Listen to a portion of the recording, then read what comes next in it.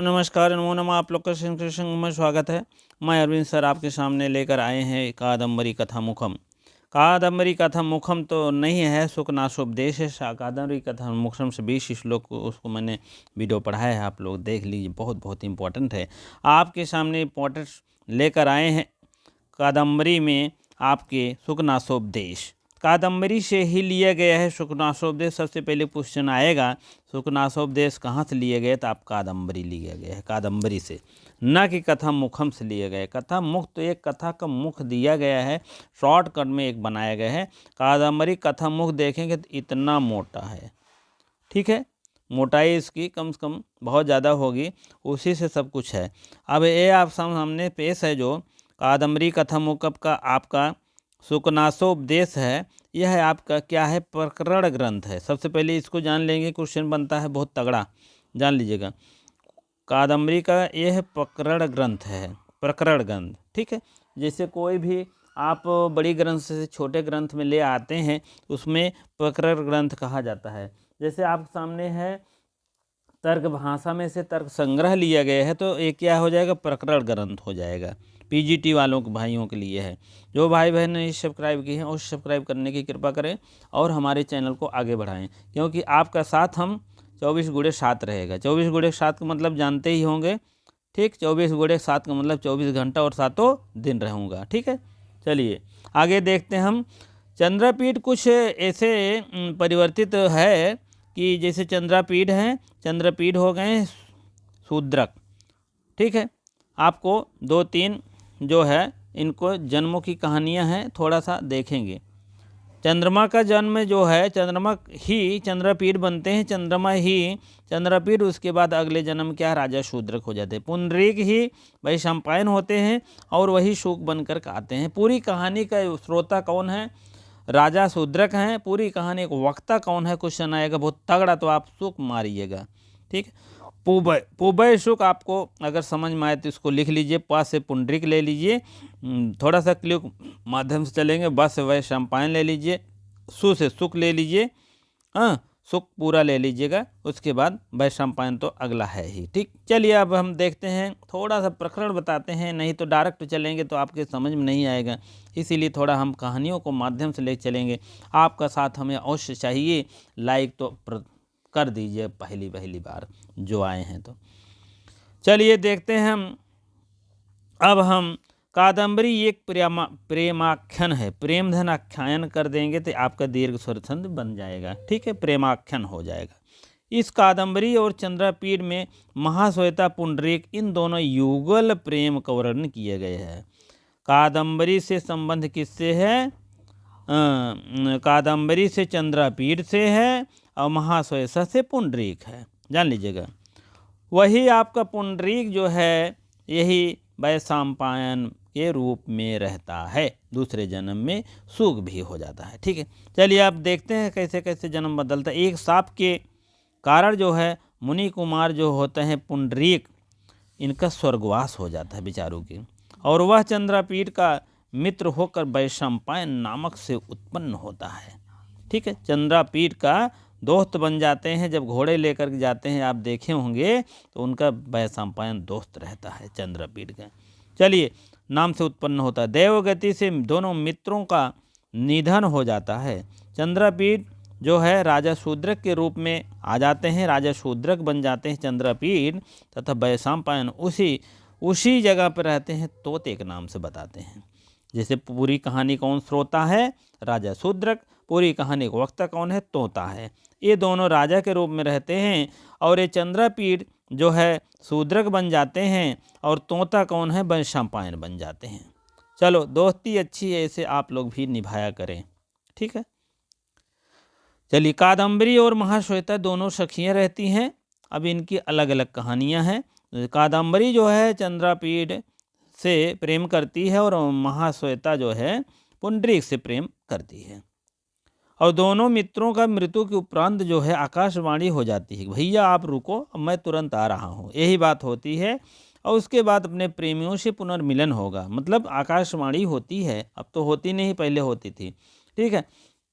आज मेन बात यह जो है, जो हमारे बाण भट्ट लिखे हैं, यह कहानी जो है ना, यह चर्चित बहुत नहीं है, ये पेरमाख्यान के माध्यम से अपने आप में गढ़े हैं। ठीक है, चलिए अब देखते हैं। एक दिन तोता व शंपायन राजा शूद्र दोनों तपस्या करती हैं सखियाँ, जान लीजिएगा, दोनों तपस्या करती हैं। ठीक है, पंपा सरोवर पर और उधर वो। चलिए, राजा शूद्रक की सभा में लाया गया। कौन सा शूद्रक? राजा शूद्रक जो बने हैं, चंद्रमा से चंद्रपीठ बने हैं महाराज जी। हाँ, तो उन्हीं के जो है दरबार में कौन लाया गया? वही जो है पूर्व जन्म की सारी बातें वह बताता है शुक। और जाबाल ऋषि मुनि ऋषि से सुनाई थी। जाबाल ऋषि किसको सुनाए थे? वही तोता को सुनाए थे। भैया रुको, अभी अब आगे और मजा आएगा। ठीक है, राजा को बता देते हैं। अतंतर जो है राजा शूद्रक जो है चंद्रपीठ और तोता पुंडरीक के रूप में परिणत होता है। दोनों अपनी प्रियाओं से मिलते हैं और इनका विवाह समारोह आयोजन का संपन्न हो जाता है। आप लोग अगर बुक लिए होंगे तो आप लोग अवश्य ताड़ी झा की बुक से हम पढ़ा रहे हैं, आप लोग लाइन टू लाइन मिलेगा और क्या चाहिए।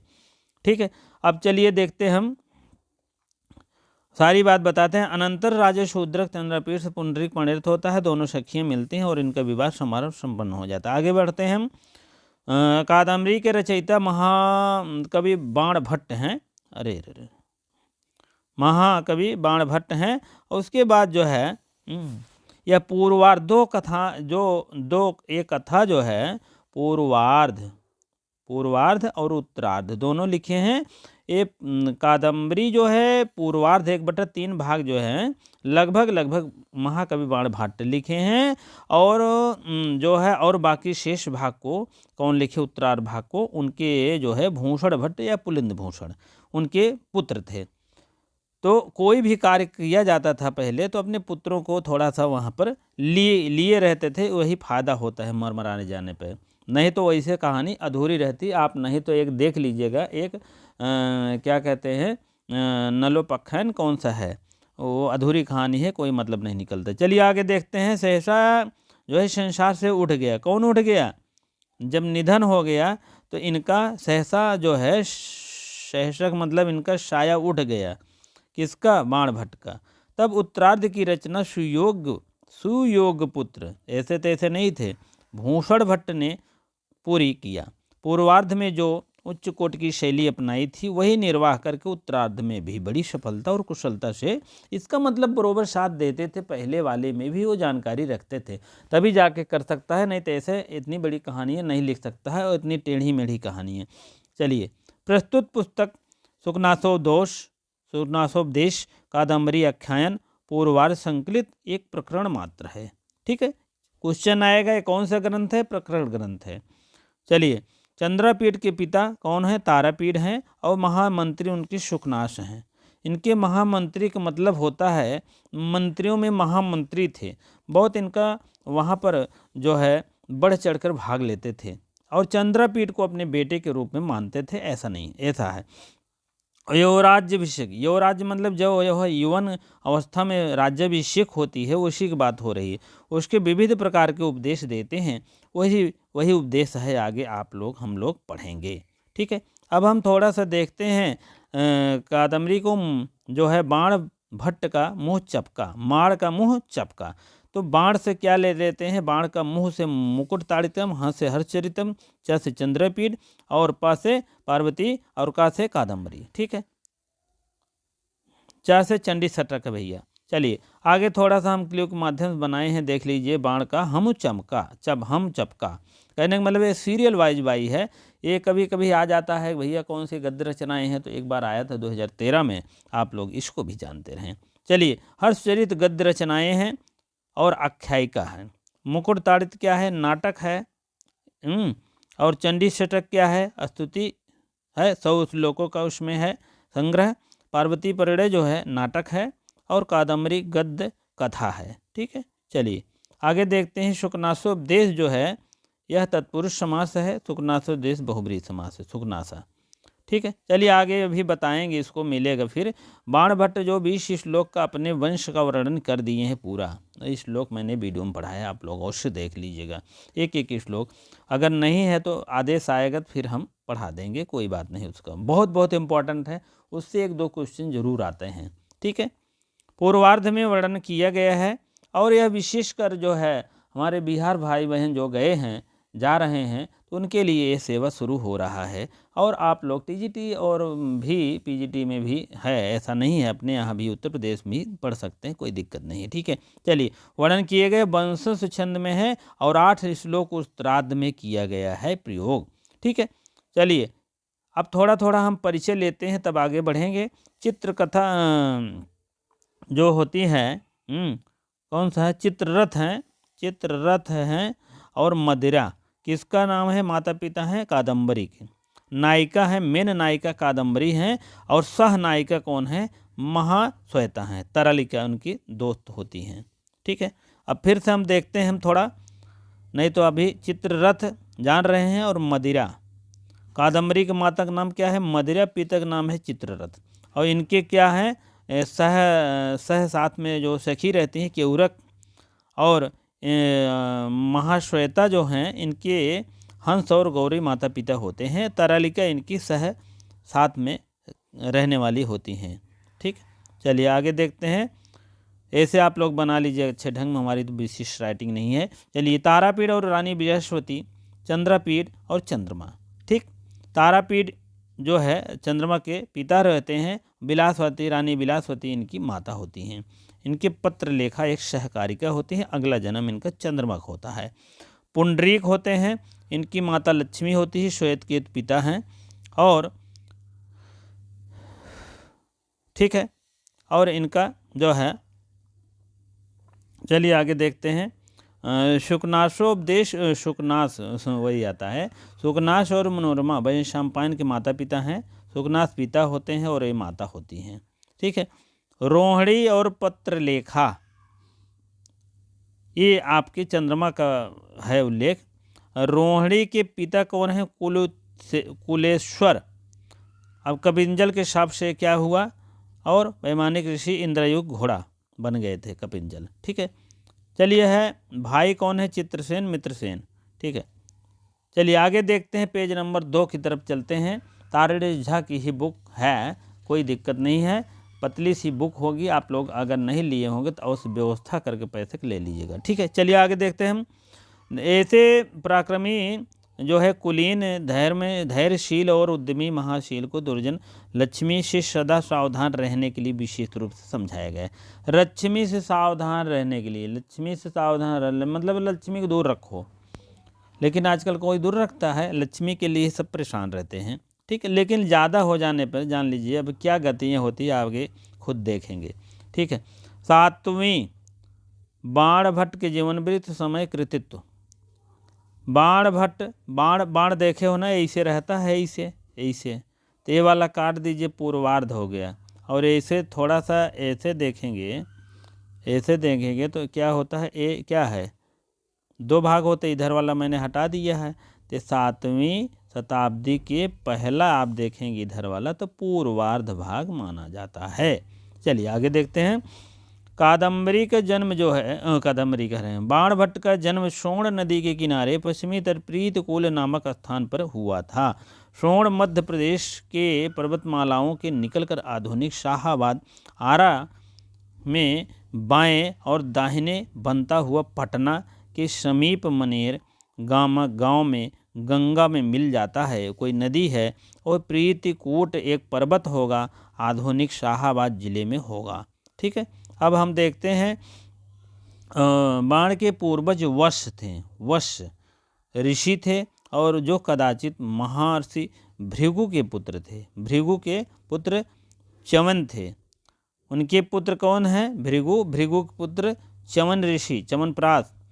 वश्य के कारण उन्होंने वंश के आगे चलकर वश्यायन वंश रखा, और इसी के वंश में कुबेर नामक के एक विद्वान धार्मिक ब्राह्मण उत्पन्न हुए, और उन्हें पुत्र पशुपति कहा जाता है। पशुपति के पुत्र अर्थपति 11 पुत्र थे।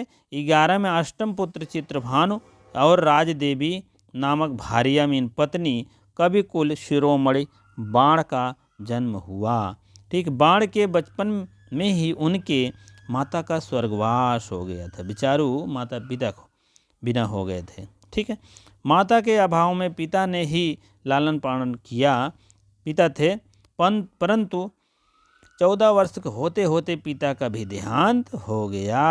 तब क्या हुआ, और इस समय शास्त्र पुराणों का पर्याप्त अध्ययन कर लिया था। पिता की मृत्यु के बाद बाण के हृदय में देशों को देखने की तीव्र लालसा थी और इसी से उन्होंने देशाटन पर आरंभ किया। उन्होंने अनुयायी और उसके बाद पंडित काव्य, चित्र, जौहरी और अभिनेताओं से भी प्रयाकार के लोह लिए और देश को भ्रमण करते करते अपराह्न के काल भोजनान करते थे।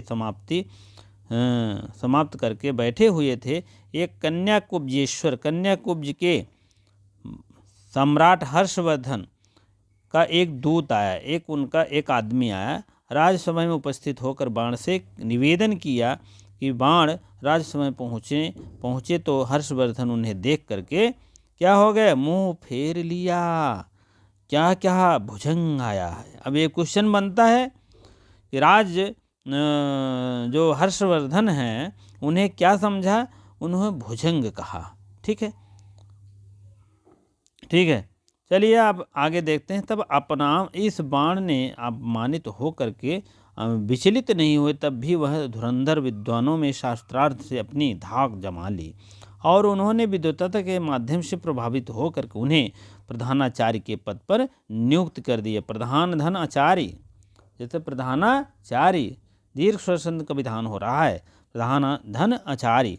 तो प्रधानाचार्य जैसे हमारे इंटर कॉलेजों में होते हैं प्रधानाचार्य, 1 से 5 में प्रधानाध्यापक होते हैं, 1 से 8 तक कहा जाता है प्रधानाध्यापक, और इंटर कॉलेज के प्रधानाध्यापक होते हैं और डिग्री कॉलेजों में प्राचार्य होते हैं। कुछ लोग नहीं जानते, अवश्य जान लीजिएगा। ठीक है, आगे चलते हैं। राज सम्मान प्राप्त करने से कई वर्ष बाद लौटे और सुखपूर्वक रहने लगे। बाण के हर्ष चरित्र में अपने विषय की यह बातें लिखी और उनके जीवन के विषय में कुछ ज्ञात नहीं था, विशेष ज्ञात ही नहीं था, कब पैदा भरहन कब नाय भरहन, तो का लिखें। तो आय का अनुमानित रूप में माना जाता है, ऋषि मुनि हैं। ठीक है, हमें यह ऐतिहासिक रूप से तथ्य पता चलता है कि राजश्रय देने वाला 606 से लेकर लगभग 648 के बीच हुआ होगा। ठीक है, राजाश्रय जो दिया गया था तो उसी के अनुसार प्रचीनी बौद्ध हिंदू संघ ने आया था 626 में, 645 से भारत में रहा और वह भारत वर्णन की यात्रा में उत्तरी भारत में सम्राट हर्षवर्धन के सविस्तार का वर्णन करता है। और इसके मिलान जो है, जब हम बाण भट्ट राजा हर्षविषयक की बातें वर्णनों से परिचित होते हैं और उन्हें संदेह कोई संभावना नहीं रह जाती, तो वहीं स्वांग उल्लिखित और हर्षवर्धन वही राजा था जिसने राजाश्रय दिया और उन्होंने अपनी रचना के बारे में बाद में उन्होंने अमर कर दिया। और हर्षवर्धन जो होते हैं, जो हर्षवर्धन हैं, ये हर्षवर्धन क्या हैं, 606 में 648 से समकालीन रहे और उसके बाद 6वीं शताब्दी में अंतिम भाग और 7वीं शताब्दी के प्रारंभ में उन्होंने क्या कर दिए थे, रहे होंगे। ठीक है, इसी प्रकार से आप लोग का यह प्रमाण मिलता है और हम लोग देखते हैं। और इसी प्रकार से 8वीं शताब्दी में लगभग और 12वीं शताब्दी के जो है होने वाले लेखकों का उल्लेख किया गया। 8वीं शताब्दी के कुछ ऐसे उल्लेख मिला है जिन्होंने काव्यालंकार की सूत्रमाला में बाण की कादम्बरी की एक पंक्ति किया गया था। जैसे अनुकरोत भगवतो नारायणस्य उद्धृत करते हुए मन्ने अस्मः शब्द कविना प्रयुक्तो जो है लेखकस्तु प्रमाददन और लिखित है। नाम से 9वीं शताब्दी के उत्तरार्ध में कश्मीर के राजा अवंती वर्मन के साथ में सभा में रहने लगे, अवंती वर्मा। ठीक है, और आनंद वर्धनाचार्य ने अपने ध्वन्यालोक में कादम्बरी और हर्षचरित के विषय में, ध्वन्यालोक 4 उद्धृतों में बधा है, लिखा गया है। अब नाम कई बार आए हैं। तदंतर कादम्बरी और रचयिता आनंद नामोल्लोक क्षेमेंद्र ने सुवृत तिलक नामक जो है ग्रंथ की रचना किया है। अष्टुप अष्टुप सतता सक्ता सा अभिनयनंद यश नंदिनी विद्याधरस्य वदने कुल रेव प्रभुवा। यह इन्होंने कहा है क्षेमेंद्र ने। किसमें कहा है? इसमें सुवृत तिलक नामक ग्रंथ में कहे हैं। 11वें में परमार्थ होकर राजा भोज भी आए, श्रुतवृत्ति कंठाभरण। हाँ, जैसे राजा भोज जो है, भोज के जैसे भोज करने गए हैं आप, राजा भोज जैसे कोई भोज न्योता मिलता है तो सरस्वती जो है गए हैं कोई कंठाभरण माने कंठ भर के पूरी खा लो। तो वही कंठाभरण जो है क्षेमेंद्र की रचना है, औचित्य विचार में लिखे हैं। उसी प्रकार से विशेष है ना, ये सब आपके लिए नहीं है, आप लोग अवश्य पढ़ लीजिए। लेकिन 12वीं शताब्दी के पूर्वार्ध में आलंक सर्वस्व, उसके बाद उदाहरण दिए। चलिए आगे बढ़ते हैं हम। ठीक है, हाँ चलिए चलते हैं। शब्द और अर्थ को दोनों पर विशेष बल दिया गया है। उसके बाद जो है अब शब्द और अर्थ को दोनों की दृष्टि से उत्तम ग्रंथ माना गया है। कौन? हर्षचरित्र। एक एक रचनाओं की इन्होंने वर्णन किया। 8 उत्सवासों में है, विशेष इसका कोई जो है अंतिम जो है 8 उत्सवासों में है। और अपने वंश में विशद वर्णन रहा। और 8 उत्सवासों में आदि पुरुष पुष्पभूत और उल्लेख किए गए। प्रभाकर वर्धन का जीवन जो है, हर्षवर्धन के और राजवर्धन बड़े भाई छोटे भाई दोनों थी, छोटी बहन राजश्रिया का वर्णन मिलता है इसमें। राजश्रिया का विवाह मौखरी के राजा ग्रहवर्मन से हुआ था। इसको थोड़ा आप लोग अवश्य ध्यान लीजिएगा, थोड़ा सा कहानी हो सकता कभी कभी आ जाए। प्रभाकर वर्धन का निधन होने के बाद मालवा के ग्रहवर्मन का वध कर दिया, मतलब उसकी बहन जो आदमी था उसको मार डाले। अतएव राजवर्धन ने मालवा का आक्रमण करके उसको भी मार डाला। मार्ग में गौड़ राजा ने शिविर धोखे से उसकी हत्या कर दी। राज्य हर्षवर्धन के गौड़ विरुद्ध प्रस्थान और मार्ग में उसके अज्ञात चले जाने से ढूंढ सका और निरीक्षक के राजभर्सन। ये सब कहानियाँ हैं, आप लोग पढ़ लीजिएगा, विशेष नहीं है। और उसके बाद आप समझ लीजिए आगे चलिए। दूसरी रचना इनकी है कादम्बरी की दूसरी रचना गद्य में लिखी गई है। गुणाढ़ बृहत कथा से लिए गए है तथा सुबंधु की वासदत्ता के आधार पर बनाई गई है। तीसरी अंगूठी पुस्तक यह है, आख्यायिका है। कादम्बरी क्या है? कथा है, तो ये क्या है आपको? आख्यायिका है। वासदत्ता की जो बृहत कथा है इनका है। ठीक है, चलिए। आधुनिक उपन्यास कहा जाता है। कादम्बरी भाव भाषा हर्षचरित्र में बड़ा उल्लिखित माना जाता है। ठीक है, ये कह रहे हैं इसको थोड़ा फिर देख लीजिए, हाँ नहीं समझ में आया होगा, जल्दी हो गया। ये जो गुणाढ़ की बृहत कथा है और तथा सुबंधु की वासदत्ता की पश्चात जो है अपने ढंग से तीसरी अंगूठी मानी जाती है। यह कहानी जो है गुणाढ़ बृहत कथा से तो ये ली गई है। ठीक है, जैसे इसमें वर्णन है वैसे उसमें वर्णन है। ठीक है, लेकिन तीसरी कहानी आपकी कौन है? आख्यायिका ये है, सुबंधु की वासवदत्ता। ठीक है, और आख्यायिका ग्रंथ है। ठीक है, अब आगे देखते हैं हम। कादम्बरी के जो नायक हैं धीरोदात्त हैं। कादम्बरी की पर नायिका जो है मुग्धा है। नायक के 4 भेद होते हैं, आप लोग को अवश्य बताएं हमने शॉर्टकट वीडियो में। धीरोदात्त नायक, धीर ललित, धीर प्रशांत, धीरोदत्त। ठीक, 4 प्रकार के हैं। उसमें धीरोदात्त नायक आपके चंद्रपीढ़ हैं, राम हैं, ये सब हैं। ठीक, और नायिका के तो अभी देखा जाए तो 365 भेद होते हैं नायिका के। तो आपकी यह परकीय नायिका है। हाँ, मुग्धा मध्या प्रगल्भा 3 भेद होते हैं। हाँ, उसके बाद जो है परकीय मुग्धा हैं। ठीक है, अभी इसको आप लोग आदेश करेंगे तो हम वीडियो में दिखा देंगे, अंतिम बता देंगे नायिका के भेद। ठीक है, चलिए। स्वकीय मध्या हो जाती है, स्वकीय मुग्धा तो पहले रहती है। अब इसको ध्यान दीजिएगा, पूर्व विवाहिता के पूर्व कौन होती है नायिका? परकीय मुग्धा होती है। कौन? कादम्बरी। कादम्बरी ये नायिका विवाह से पूर्व क्या है? परकीय मुग्धा है। विवाह के पश्चात जो है क्या हो जाती है? स्वकीय मध्या हो जाती है। ठीक है, मुग्धा मध्या प्रगल्भा 3 तो होते ही हैं। ठीक है, तो वो आपको मुग्धा हो गई पहले, तो मध्या जो है बाद में हो गई शादी के बाद।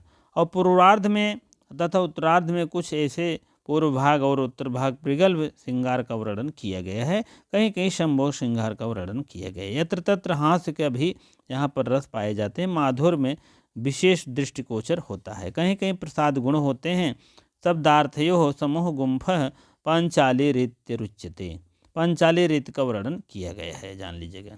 ठीक है, पांचाली रीत के बहुलता वर्णन मिलती है। तीसरी आपकी पार्वती प्रणय एक नाटक है, यह भी कुमार संभव के आधारित है और इसके भगवान शिव और पार्वती के विवाह का वर्णन किया गया है। चलिए आगे बढ़ते हैं फटाफट। चौथी रचना के विषय में आपका वर्णन किया गया है भगवती चंडिका स्तुति, और यह इसका अत्यंत सुंदर शब्दावली का प्रयोग किया गया है, चंडी शतक।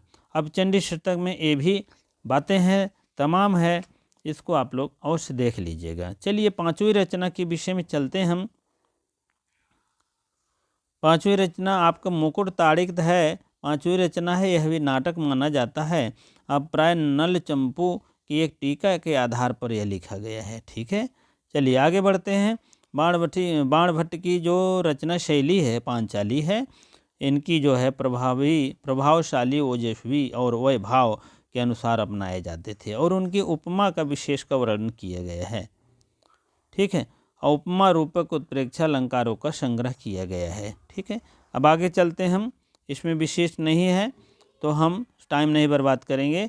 ठीक है, देखो, बैत के घोड़ी के 5 लाठी मारो, इसका क्ल्यू है बैत के घोड़ी को 5 लाठी मारो।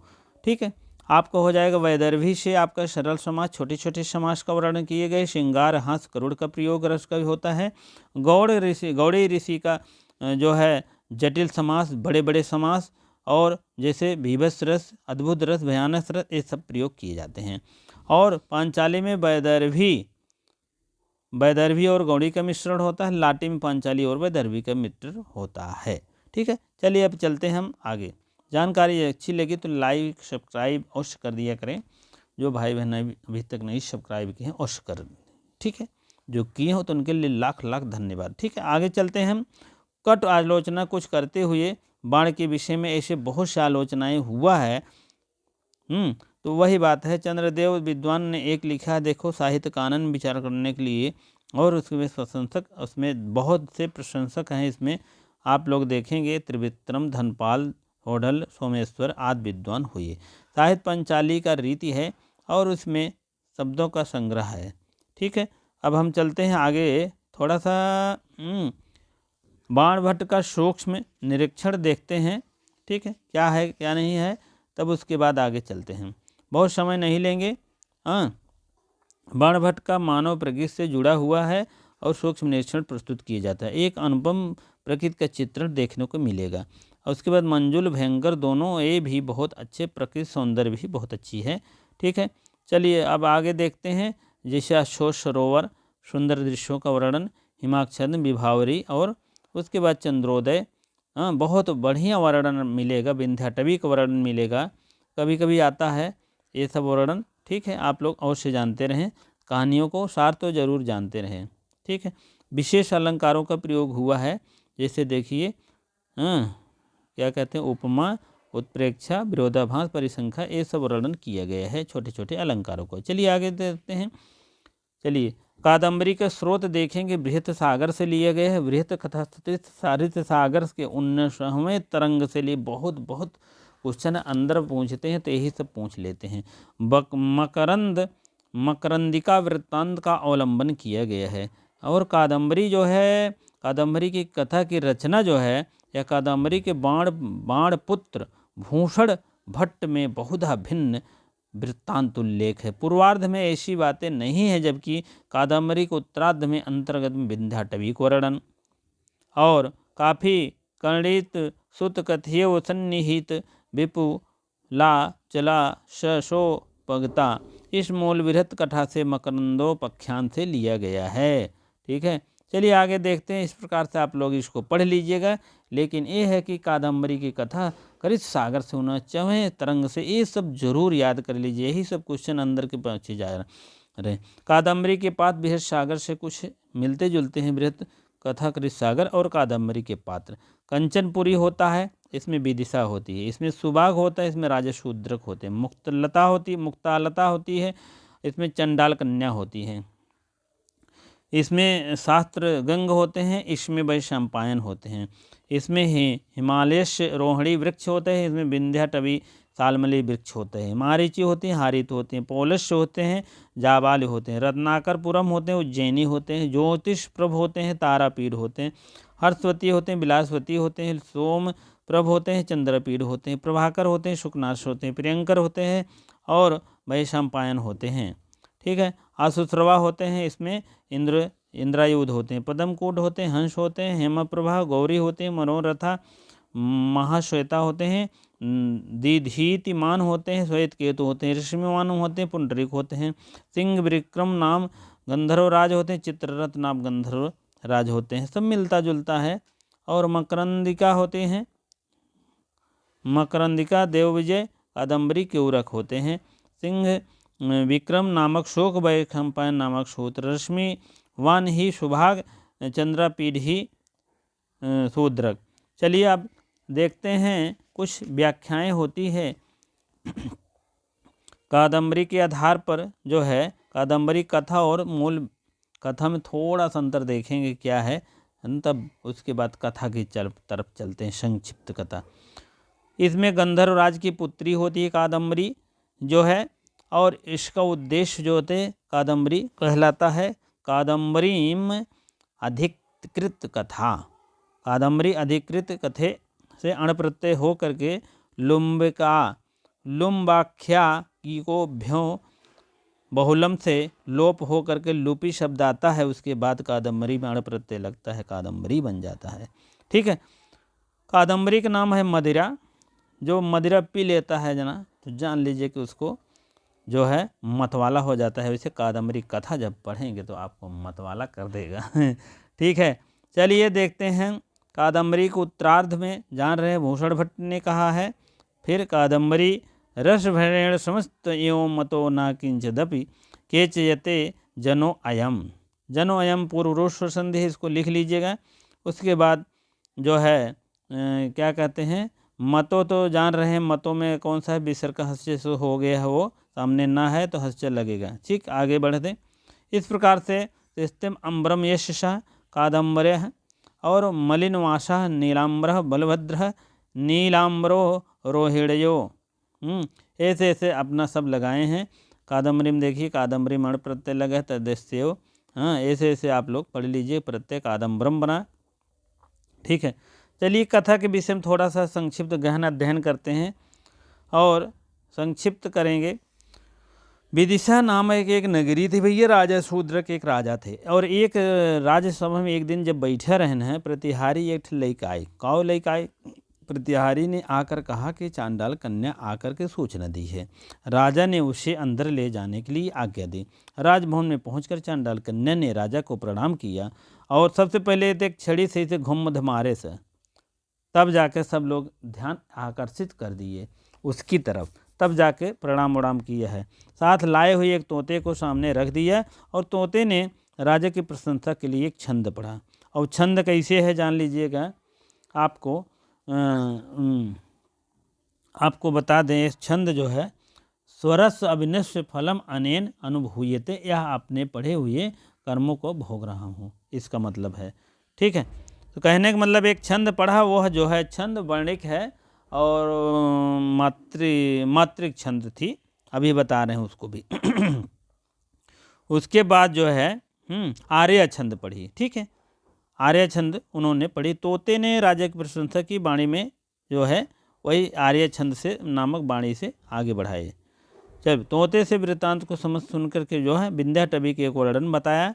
विंध्याटवी सालमली वृक्ष में, सेमर उसको कहते हैं, उसी वृक्ष में मेरा जन्म हुआ। मेरे मम्मी पापा वहीं रहते थे और वहीं पर मेरी माता का देहांत हो गया। क्यों? अतएव मेरे लालन पाषण मेरे पिताजी की। और शिकारी एक आया रहा, आने की शब्द सुनाई दिए। एक वृद्ध शिकारी ने सालमली वृक्ष, कौन वृक्ष था? तोता कहाँ रहता था? एक क्वेश्चन पूछा जाता। सालमली वृक्ष कहाँ? विंध्याटवी में। जान लीजिएगा, विंध्याटवी के अंदर ही सालमली वृक्ष है। तब जाकर के चढ़ गया और शुक शावकों को मार मार कर नीचे फेंकने लगे। कौन? शिकारी। जब नीचे फेंकने लगे, स्नेहवश मेरे पिताजी मेरे पैरों पर छिपा ले गए और उन्हें मारकर नीचे फेंक दिए, तो मुझे नहीं देखा। नहीं देखे हो तो मार के छलारा कर देते। मैंने किसी भी तरह के वहाँ पर चल करके एक तमाल वृक्ष की जड़, किस जड़ में छिपा था? कौन? सूख तमाल वृक्ष में। कौन आया था? शिकारी आया था। कहाँ आया था? जो है सालमली वृक्ष पर आया था। यह वृक्ष कहाँ था? आपको विंध्याटवी वन में था। अब आगे देखिए, शबर मरे हुए पक्षियों को लेकर चला गया, जौन मारे पीटस लग गया खाए पिए सापन। उसके बाद प्यास से तड़प रहा था। कौन? तोता। मैं प्रोनाउन में दे दिया है। संयोग वशु से देख करके मैं स्नानार्थ जाते हुए, कौन? मुनि के पुत्र जो है हारीत जा रहे थे नहान करने। जैसे वो है जो मार पीट के जब चला गया, धीरे धीरे धीरे धीरे रात भी चला हुई है, तो सुबह हो गई तो उनके पुत्र जो है हारीत दृष्टि पर पड़ी। उन्होंने दयावश मुझे उठा लिया और पानी पिलाकर मुझे आश्रम में ले आए। महर्षि जाबाल ने मेरी ओर देखा। जाबाल के पुत्र थे मुनि के पुत्र। और उसके बाद मेरी ओर देखा, कहा कि अपने कर्मों का दुष्कर्म फल भोग रहा है ये बेचारा। कौन? वही तोता। मुनि ने बात सुनकर सबको मेरी विषय में जानने की उत्सुकता कही, और मुनि ने इसकी कहानी लंबी है और फिर अब नहा धो लें तो कायदे सुनाएं। सुनना चाहते हो तो सुनो, शाम को सुनाएंगे। चलो तब क्या कहते हैं इसकी कहानी सुनो। इसमें तो ऐसे कहते थे सुनो, उसमें अभी आप कथा मुख पढ़ेंगे तो वो जाते हैं नहाते आते हैं, आराम से आते हैं, तब सुनाते हैं। चलिए, मालवा की एक राजधानी उज्जैनी। तुरंत लिख दे। चलिए, मालवा की राजधानी क्या है? उज्जैनी है। उज्जैनी में कौन रहते हैं? तारापीठ रहते हैं। उनकी रानी बिलासवती हैं। उनकी रानी बिलासवती हैं। और वह बुद्धिमान मंत्री कौन है? शुकनाश हैं। ठीक है। इनकी पत्नी कौन है? मनोरमा है। मनोरमा नहीं, मनोरमा उनकी पत्नी। आप ऐसे एक स्ट्रक्चर बनाइए, मालवा का राजा उज्जैनी और उसके बाद राजा तारापीठ और रानी बिलासवती। ठीक है। और पत्नी सुकनास मंत्री थे और उनके भी मनोरमा पत्नी है। संतानहीन के बाद, कोई संतानें नहीं थी। किसको? यही राजा चंद्रपीठ को। बाद देवता की आराधना करने के बाद दंपतियों को पुत्र की प्राप्ति हुई। राजा के पुत्र का नाम चंद्रपीठ पड़ा और मंत्री का पुत्र का नाम वैशंपायन। अब पुत्रो लिख लिया नीचवा। इनका पुत्र है शुकनाश के, और ये चंद्रपीठ रानी बिलासवती और तारापीठ के पुत्र। वही तो बताए थे स्ट्रक्चर। और दोनों अपने बालकों को शैशव माने बाल्यावस्था, शैशवावस्था, शिशु एकदम पैदा होकर 4-5 साल के अंदर अंदर, हमको लगता है, नहीं 2-3 साल के अंदर। ठीक है। तो ये शिशुअवस्थावती हो और विद्याओं को निपुणता प्राप्त की है। सभी विद्याओं में विद्याध्ययन के बाद राजा ने चंद्रपीठ को युवराज बना दिया। युवराज बनावे के पहले वही तो वही कहानी बताते हैं।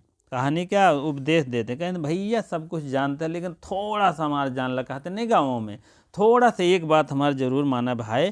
राजा तो जरूर बना था लेकिन थोड़ा बात ध्यान दे, वही मारन पूरा पन्ने भर के 20 पेज के। ठीक है, आगे बढ़िए। ठीक है। सभी विद्याओं में निपुणता के बाद वह युवराज बन गए। युवा राज्याभिषेक के समय सुखनाश ने चंद्रपीठ को उपदेश दिया। चंद्रपीठ को उपदेश किसने दिया? सुखनाश दिया। चंद्रपीठ चल कर गया था, सुखनाश चल कर आया था। इसको क्वेश्चन होगा, सुखनाश ने खुद ही चल कर तो भाई मंत्री के यहाँ आते हैं, लेकिन जब सुखनाश चंद्रपीठ को जब राज्याभिषेक होने लगा तो सबसे जा कर के मिलता है, सबसे चरण स्पर्श करता है, सबसे क्या कहते हैं विनती, क्या कहते हैं एक अभिवादन करते हैं सबसे। तो सुकनाश के पास पहुँचे तो वही बात बताने लगे, क्योंकि इनके गुरु हो गए, ये चेला हो गए। चलिए आगे देखते हैं हम। चंद्रपीठ इंद्रयूध नाम घोड़े पर चढ़ करके, जैसे दिग्विजय मतलब जैसे मान लीजिए चंद्रपीठ राजा बन गए, राजाभिषेक हो गया, तो इंद्रयूध नामक घोड़े पर चढ़ के बेचारू कहाँ दिग्विजय के लिए प्रस्थान कर दिए, अन्य देशों में जीतने के लिए। और किसके साथ? किरातों की राजधानी, ठीक है, किरातों की राजधानी हेमकूट पर्वत पर अधिकार जमा लिया। कहाँ अधिकार जमाएं? हेमकूट पर्वत पे। ठीक है। किन्नरों की एक जोड़ी दिखाएं, उसका पीछा करते करते करते करते करते करते वह दूर चला गया और चंद्रपीठ सभी साथियों से बिछुड़ भी गए और वह प्यास से व्याकुल होकर के बेचारू इतना परेशान हो गए, जलाशय की खोज करते करते कहाँ चले गए, अक्षोर सरोवर पे। यहाँ कौन मिलेगी, आगे इनकी एक जो है महाश्वेता का दर्शन होगा। वह सरोवर पर पहुंचा और वहाँ जो है शिव मंदिर में तपस्या करती हुई एक परम सुंदरी महाश्वेता, उसका नाम था। चंद्रपीठ के अनुरोध पर कि भाई हमको आप परिचय बताइए, पानी तो पिला दिए, थोड़ा सा परिचय बताइए, क्यों इतने युवा अवस्था में आप जो है यहाँ जब तप कर रही हो। अपने विषय में उन्होंने इस प्रकार कहने लगी। इसकी माता का नाम और पिता का नाम, पिता हंस हैं और माता गौरी हैं महाश्वेता। ये भी लिखते चलें। ये कहा था, मैं गंधर्व राज की जो है हंस की पुत्री हूँ, मेरा नाम श्वेता है। मैं एक दिन अपनी माता के साथ स्नान करने आई थी और वहाँ पर एक अलौकिक सुगंध दिखाई दिया। किसके, वही कपिंजल जो नहीं पुंडरीक के ऐसे लगाए रहन फूल माला की तरह गमकत रहा और ये देखें इनको अलौकिक सुगंध लगी और उसको लेना चाह रही। वही विषय में आगे बता रहे हैं। मैं उसको अनुसरण करती हुई आगे कुछ दूर पर बड़ी अत्यंत सुंदर मुनि कुमार को अपने मित्र के साथ देखा और उनके कान में कुसुम मंजरी थी। मैंने उसको प्रणाम किया। उसके मित्र से पूछा, आप लोग का क्या परिचय है? कहन ये कुसुम मंजरी किस वृक्ष की है बताओ। तो उन्होंने उत्तर दिया, ये महर्षि श्वेतकेतु के पुत्र हैं, ऐसे तैसे नहीं, उनका नाम क्या है, पुंडरीक है। अब देखिए लक्ष्मी जी से उत्पन्न हुई है, कौन, यही पुंडरीक, और इनका मेरा नाम कपिंजल है।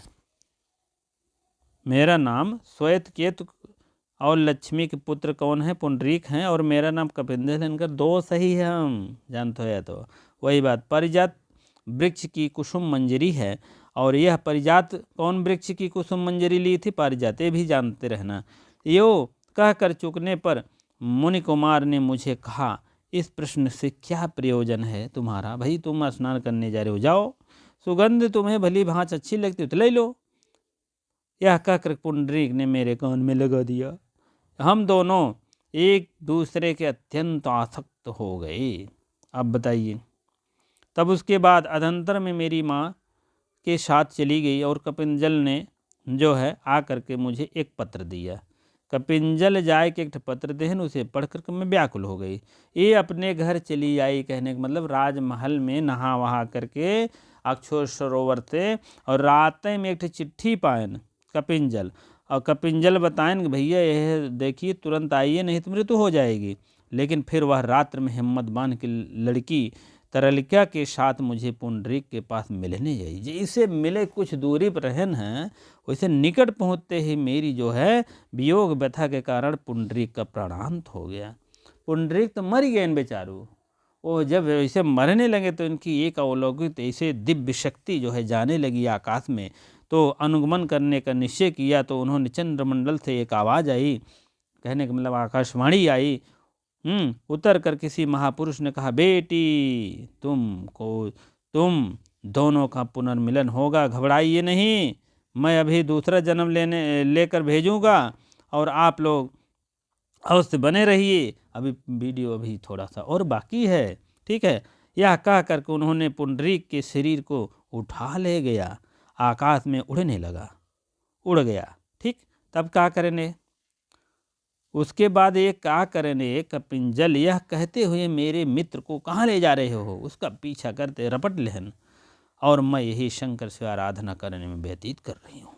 कहन जब उसका मित्र भी पीछा करते हुए चला गया है, तब मैं क्या करूँ, तब घरे वरे ना आए गए। कहा कि मतलब वह जो है महाश्वेता, अब रातिन तो आए रहे, सवेर हो ही है ये सब कार्य करते। उसके बाद जब मरमराए गए बेचारू दोनों मित्र दिखाई न पड़े, दिव्य शक्ति भी बताई कि तुम्हारा मिलन होगा, तब यही मैं आराधना करने के लिए यहाँ शंकर भगवान के मंदिर बैठ गए हो, और पत्थर के शिलान्यास थी उसी पर बैठ के बातें कर रहे थे। चलिए, चंद्रपीठ के पूछने पर तरलिका कहाँ है ये बताओ। महाश्वेता कह रही हो, पुनः कहने लगी, गंधर्वराज की चित्र की पुत्री कादम्बरी ने मेरी अभिन्न सखी है। अब देखा वही कहते पूछे ही चाहत रहन, कौन, ये चंद्रपीठ बेचारू, ठीक है। कहा तेन वो कहाँ गया, कहन वो तो हमारे सखी के लगे मिलेगी वह। कहन कौन है सखी, कहन कादम्बरी है। चले आगे देखते हैं। कादम्बरी सखी है, देखो भिन्न अभिन्न सखी है, और उसने प्रतिज्ञा की है कि जब तक तुम शादी नहीं करोगी तब तक मैं भी नहीं करूँगा, घबराओ नहीं। ऐसा अभी तक हुआ है, कोई दोस्त करा है, आप लोग करेंगे नहीं करेंगे। चलिए, महाश्वेता अशोक में रह करके मैं विवाह नहीं करूँगी। पिता के अनुरोध के बाद मैं तरेली के उसे समझाने के लिए भेजा कि भैया विवाह कर लो, तुम मेरा हो या ना हो। ठीक है, चलिए अब देखते हैं। दूसरे दिन महाश्वेता जब कर रही थी, चंद्रपीठ भी नित्य कर्म से लगे हुए थे। तरलिका कादम्बरी के अनुचर केऊरक के साथ वहाँ आ गई, मतलब रात बिताएन वहाँ। अनुचर उनका केऊरक अनुचर साथ लेकर के वहाँ पर आ गया। कौन? कादम्बरी को लेकर आ गया। महाश्वेता ने यह कहते हुए कहा कि चलो मैं अभी आ रही हूँ, और केऊरक को लौटा दिया। कहें लौटो तुम, भागो, कोई ज़रूरत नहीं। तब उसके बाद जो है पश्चात चंद्रपीठ को लेकर स्वयं कादम्बरी को समझाने के लिए चल पड़ी। चंद्रपीठ और कादम्बरी में परस्पर प्रेम हो गया, एक तो जोड़ा फिट हो गया। चलिए आगे देखते हैं। तो कादम्बरी के अनुरोध पर चंद्रपीठ उस दिन वहीं ठहर गया। कहन कादम्बरी रुको, तो कहन कौनो बात नहीं ना, आज रुका ही, राजा के लड़किया तो है ये रहन, कहन कौनो बात नहीं ना। अब इनके घरे न फोन न फाटा न कुछ, हेरत हैं सब फालतू है। चलिए आगे देखते हैं। कादम्बरी के अनुरोध पर उन्हें ठहर गया, और दूसरे दिन वह विदा लेकर के राजकुमार अपनी सेना लेकर के पहुंचा। कौन राजकुमार? यही राजकुमार ने जो कुछ ढूंढती हुई अक्षोष सरोवर तक आ गई, और यह सब मिलकर चंद्रपीठ पत्र लेखक के साथ पुनः कादम्बरी से मिलने के लिए गया। कौन? चंद्रपीठ फिर पुनः गए मिले। कादम्बरी के अनुरोध पर पत्रलेखा को उसी के पास छोड़ कर दिए, अपने शिविर को लौटा दिया। कहन भैया लौटो। पिता को एक पत्र मिला, उनका शिविर में एक पत्र दिया, पिता ने दिया, जिसमें लिखा था तुरंत घर लौट आओ, जहाँ हो तुरंत आओ घर पहले। तो वैशंपायन के बाद सेना सहित वह अपने उज्जैनी फिर पुनः प्रस्थापित हो गया। यहाँ पूर्वार्ध भाग खत्म। इतने सब करत पूर्वार्ध भाग खत्म। उत्तरार्ध में अब देखिए। अनंतर वह पत्र लेखक साथ केऊरक ने आकर के चंद्रपीठ से कादम्बरी से विरह वेदना कहने लगा। किससे कहा? चंद्रपीठ से कादम्बरी की अतिशय वेदना। कौन? पत्र लेखा के साथ में केऊरक ने। तो राजकुमार बहुत दुखी हुआ। कौन? चंद्रपीठ। केऊरक के शीघ्र आने का श्वसन दे करके पत्र लेखक सहित विदा कर दिया।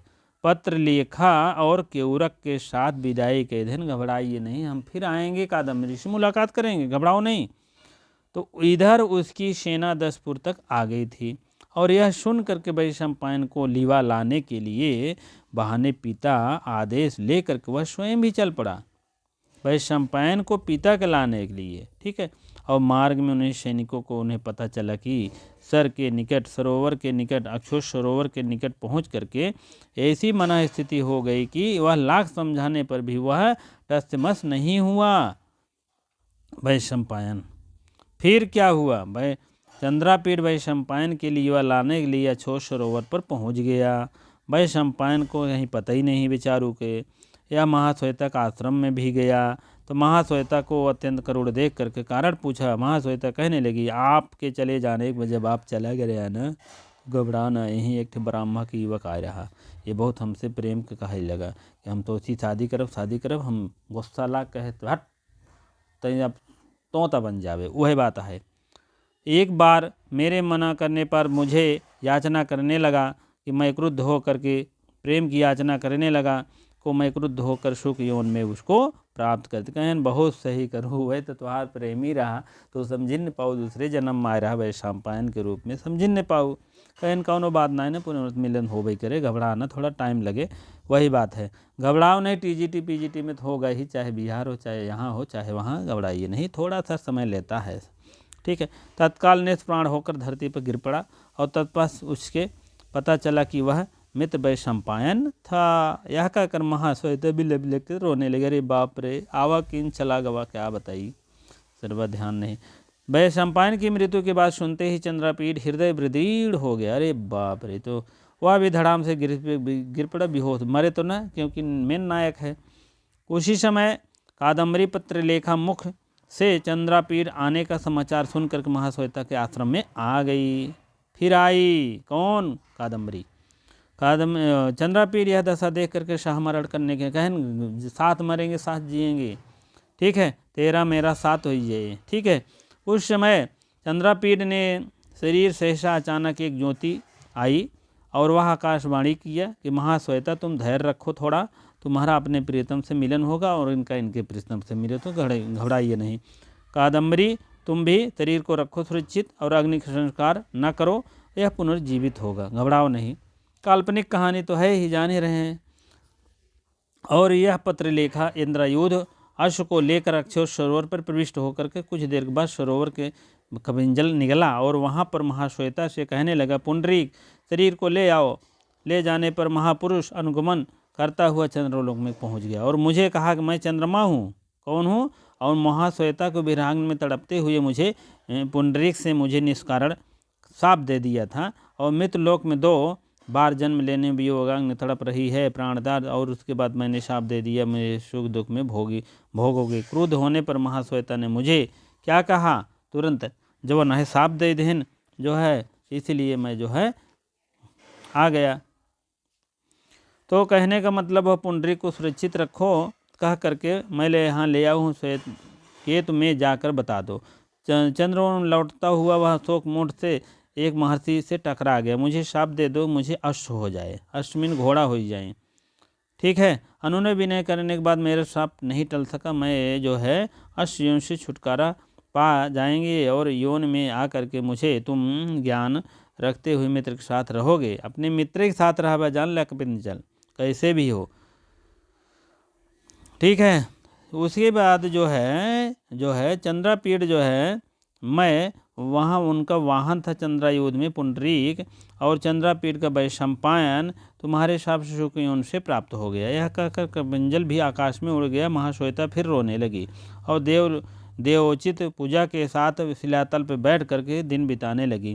चंद्रापीठ और वैशंपायन माता पिता को दुखद समाचार मालूम होकर तब वह दिवंगत देव आराधना करने लगे, देव की आराधना करने लगे। यहाँ पर आपको दीर्घ स्वर संधि हो जाएगी। इतनी कहानी सुनने के बाद महर्षि जाबाल ने ऋषियों से कहा, महाश्वेता के शाप सुख योन की प्राप्त वैशंपायन ही सुख है, वैशंपायन ही सुख है, वही क्या है? महाश्वेता प्रेमी है। और वह विगत वर्षों में आई और जाति स्मरण करके दूसरे पास कपिंजल आया और उन्होंने पिताजी के साथ कुशल बताया और उसे अनुष्ठान किया और उसके बाद समाप्ति के बाद तुम यहीं रहो, घबराओ नहीं, ठीक है। उसके बाद मुनि कुमार जो है हारित रोने लगा और वह उनकी शक्ति उड़ा दी और महाश्वेता से मिलने के लिए वहाँ पर आई और थोड़ी देर में थक गई। सरोवर के तट पर प्रशांत निकुंज हो गया, नींद खुल गई। मैं बहेलियों के साथ पास आबद्ध होकर गिड़गिड़ाने लगा। लाख गिड़गिड़ाने पर मुझे छोड़ा ला करके चंडाल कन्या, वही क्या थी? उसकी माँ थी, ठीक है। और उसके बाद जो है यहाँ तक भलन पोषण पालन लेकर आई। उत्सुकता से कहना है तोता चुप हो गया। पूरी कहानी बताए के बाद तोता का हो गया, चुप हो गया। इतना बताए के बाद सनसनाहट छाएगी, ठीक है। लक्ष्मी थी इसकी माता, ठीक है। चलिए, उसके बाद अनंतर राजा ने पूछा, उसके बाद जो है कहने लगा कि हाँ जो है चंडाल कन्या ने कहा है, कादम्बरी नयनानंद अपना जो है पुंडरीक वृत्तांत सुन लिया और पुंडरीक की माता मैं लक्ष्मी हूँ, ऐसे तैसे नहीं, सुख योन में इनके पिता की आज्ञा से निषिद्ध होकर कार्य करना पड़ा। अतएव मैं कैद करवा कर पिंजड़े में बंद कर रखी हूँ। शापोषण के बाद इसको सब मैं समक्ष लाई हूँ और इसके प्रियजनों का समागम आनंद ले और चंडाल कन्या अंतर्गान हो गई। और मैं पूर्व जनों का वृत्तांत सुनकर वैशंपायन के दोनों हृदय में वियोग अग्नि हो गए, वियोग में अग्नि ज्वाला उत्पन्न होने लगी। उसके बाद कहा अशाह पीड़ा होने के बाद दोनों प्राण त्याग दिए। तब क्या हुआ? मधुमास बसंत ऋतु जिसको कहते हैं, यह कादम्बरी का कामार्थ होकर के वह चंद्रापीठ के शरीर का आलिंगन करने लगी। सहसा चंद्रापीठ जीवित हो उठा और उसने कादम्बरी से समस्त कथा बताने के बाद पुंडरीक को भी अब आता ही होगा पुंडरीक। तब उसके बाद क्या हुआ, इसके पश्चात फिर मिलन हुआ और प्रसन्नता से चारों लोग जो है चंद्रमा और पुंडरीक अपनी अपनी प्रियतमों को चंद्रमा कादम्बरी और पुंडरीक महाश्वेता परिणय सूत्र में शादी विवाह में जनबंधन में बंध गए, आनंद पूर्वक जीवन बिताने लगे, अभी तक होंगे। ठीक है, चलिए देखते हैं। चलो, कादम्बरी शुकनाशोपनिषद प्रकरण ग्रंथ ये सब आप जानते रहें, लिखते रहें, कोई दिक्कत नहीं है। इसी प्रकार से आपको इतनी देर आपको वीडियो में बने रहने के लिए आपको बहुत बहुत धन्यवाद। वीडियो को लाइक शेयर अवश्य कर दिया करें, जो भाई बहन नहीं सब्सक्राइब किए हैं अवश्य सब्सक्राइब कर लें।